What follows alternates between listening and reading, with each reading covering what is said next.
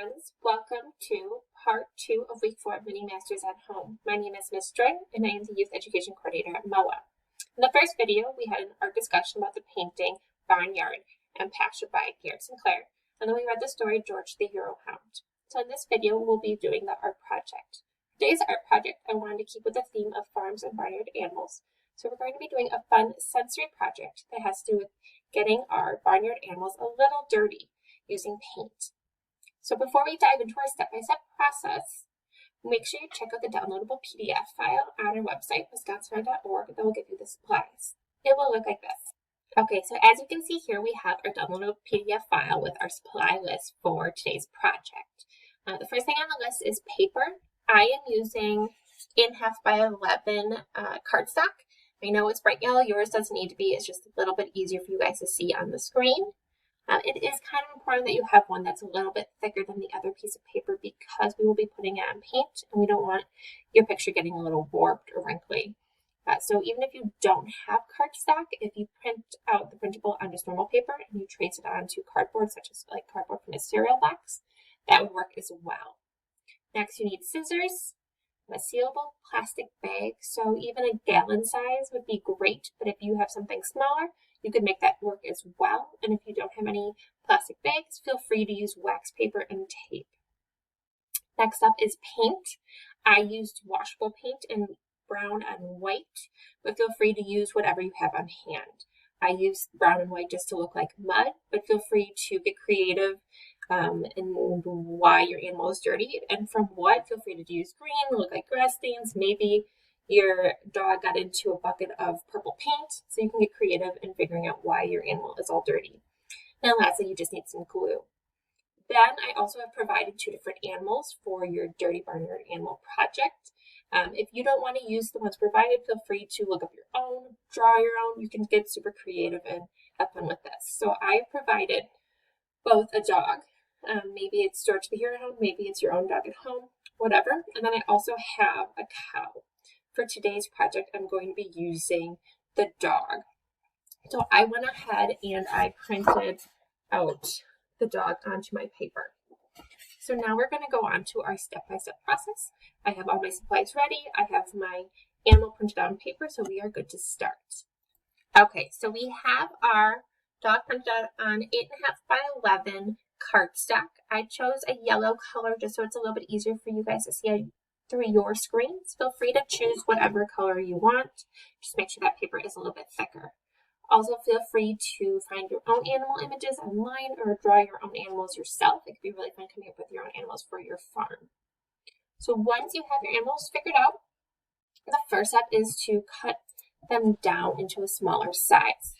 The goal is to make sure it fits into your sealable bag. So if you have a gallon size, you don't have to cut very much off. If you have a smaller size, you're going to have to trim a little bit more off of the sides of your paper. It is easier to leave a little bit of space around your animal because we're going to be putting this paper in a bag with paint and having fun spreading that around. So it is easier to have a bigger surface to work on as opposed to a smaller one. If you don't have a Ziploc bag, so I know mine fits into my bag with plenty of space around it. But if you don't have a bag, feel free to use wax paper as an alternative. If you do that, just make sure you rip off 2 pieces of wax paper that are larger than your cutout. Make sure you tape down the first one really, really well onto whatever surface you're working on so it doesn't move on you. Then you will want to put your animal picture down second and then tape another piece of wax paper over the top to create kind of like your own version of a bag. The next step will be to get our paint out and to put some paint into our bag or on our wax paper. You don't need much paint at all for this project. It's actually kind of comical how little amount of paint you need to spread around. So it's going to look kind of funny, but you literally need like 3 drops of paint. And that will be more than enough to get your animal dirty. So again, I used white and brown, but feel free to use whatever color paint and come up with whatever creative story you want as to why your animal got dirty. Once I have them painted, I slid in my animal. I made sure that my animal was on top of the paint as opposed to behind. We want to make sure we're getting the front of the animal dirty, not the back of your paper. So I turn it around. As you can see, it's just at the bottom, and there's about 3 drops of paint in that bag.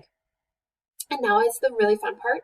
Now we can start using our fingers and spreading that paint out onto our animal. So you can go as crazy as you want. You can see that paint is starting to spread really, really easily.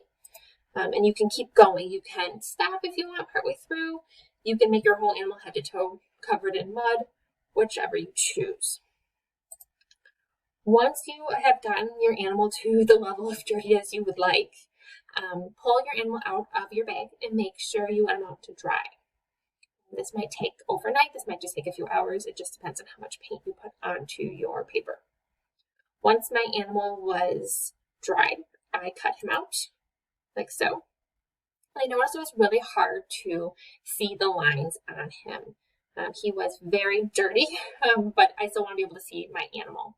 So the next thing I did was I decided to outline my animal again in a marker. So if you can see, he's a little bit easier to see. I went back over with a marker, and I'm going to glue him to another piece of paper. You can leave that paper blank. You can draw a background in it. So he could be maybe on a farm in a pile of mud. He might be in your backyard. You can kind of get creative as to what you want behind your animal. Or if you want to do multiple animals and all have them on the same page, that could be fun too. So you can get really creative with your end result. Okay, so now that we have our finished messy barnyard animal, feel free to decorate the background however you choose to do so. And please send me photos of your finished products. I know when you guys come to the museum, you always come up with the most creative end results, so I would love to see what you come up with. On that downloadable PDF is my email address, so feel free to send me photos, tell me stories, whichever you choose. It's great hearing from you guys.